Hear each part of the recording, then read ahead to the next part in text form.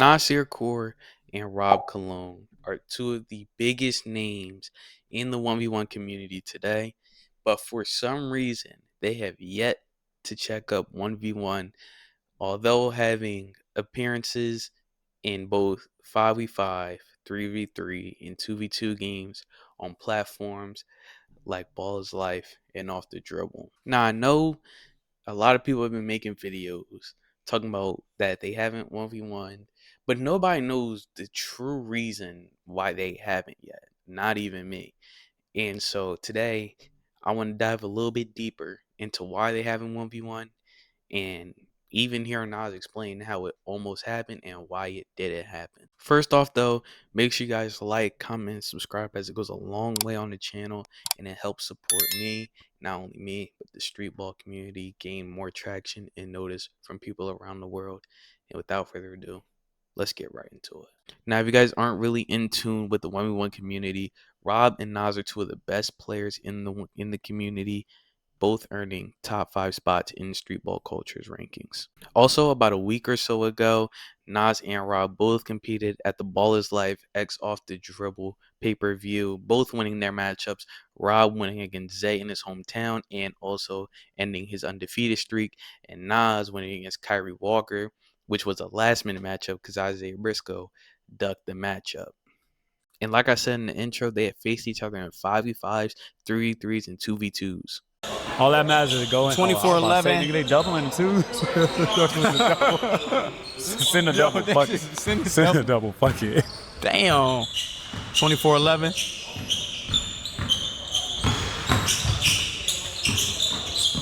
Good D. Good shit, Nas. Nah.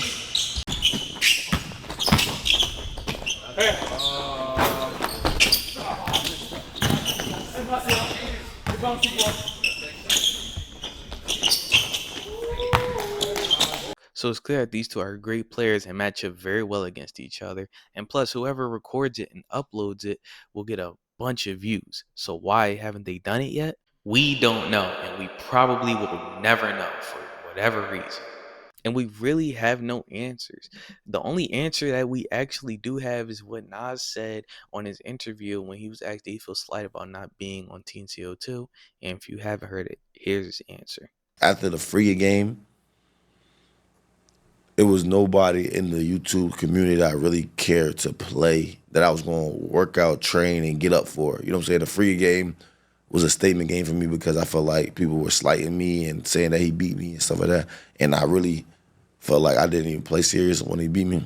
But all in all, after the magnitude of that game, I felt like I should have jumped up a level. And I felt like with Rob losing, his trajectory wasn't the same as my trajectory. So I'm not saying anything about it. Like, I know the game would have been a good game because, you know, Rob is a great talent, whatever. But it just wasn't like, if I would have won, it wouldn't have skyrocketed me again. And that's kind of what I was trying to do. I was trying to win that free game and then pay somebody else so that if I played and beat them, then I skyrocket again. I was just trying to, you know what I'm saying, keep my stock rising. And I think that was like a lateral move instead of horizontal. If I would have played Rob and beat him. I didn't feel slighted. I was disappointed that we couldn't find another matchup that made more sense for me because they said they contacted a bunch of people trying to get me a game and people declined and stuff like that. So I was a little disappointed that we couldn't find a game for me because we worked hard.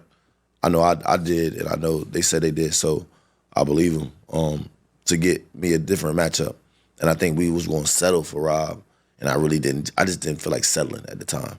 So I didn't feel slighted. I just was disappointed that we couldn't figure something out so that I could be on TNC2 and, you know what I'm saying, be a part of that moment that was had on June 6th. And while I do get that answer from Nas, and I understand the whole trajectory point, but this is a good matchup for you. This does make sense for you because this is a guy that you haven't played yet.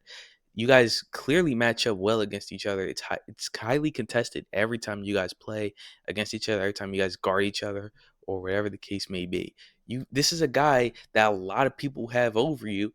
And to be honest, maybe me. I don't know. I think Nas would beat Rob. I do think it would be very close. But the whole it wouldn't make sense for me part, I just don't understand and I completely disagree with.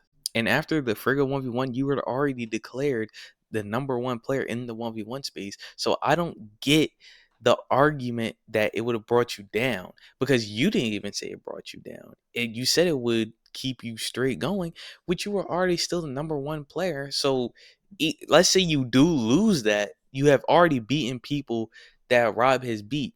You beat Scoob, who Scoob beat Rob at that same pay-per-view. So it wouldn't bring your ranking down.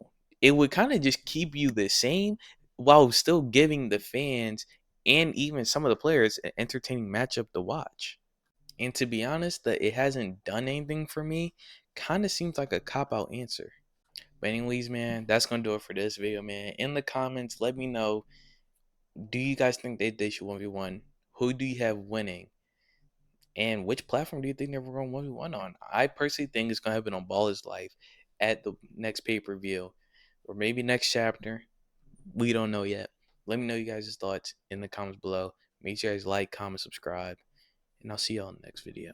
Yeah, you always on my mind. I be in my bag, shorty, I ain't wasting time. And baby, all for you, yeah, my life is on the line. I'ma spin around, you know I can't drop it down. I can't drop it down.